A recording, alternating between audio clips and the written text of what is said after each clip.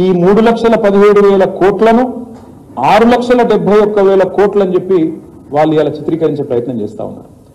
ఇది ఎందుకు డొల్లా అని నేను అంటున్నా అంటే, ఇందులో ప్రభుత్వ గ్యారంటీ ఉన్నవి 1,27,000 కోట్లు అయితే, ప్రభుత్వ హామీ లేని రుణాలు 59,000 కోట్లు అయితే, స్పెషల్ పర్పస్ వెహికల్స్ 1,18,557 కోట్లు అయితే, ఈ మూడింటిని కూడా కలిపి మొత్తం 6,71,000 కోట్లుగా చూపెట్టే ప్రయత్నం, ఒక దివాలాకోరు ప్రయత్నం ఈ ప్రభుత్వం చేస్తా ఉంది.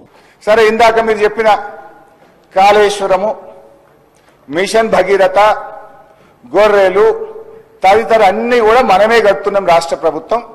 అవన్నీ కలిపి కార్పొరేషన్లు తీసుకొని రాష్ట్ర ప్రభుత్వం చెల్లిస్తున్న అప్పు ఎంత అంటే 1,27,208.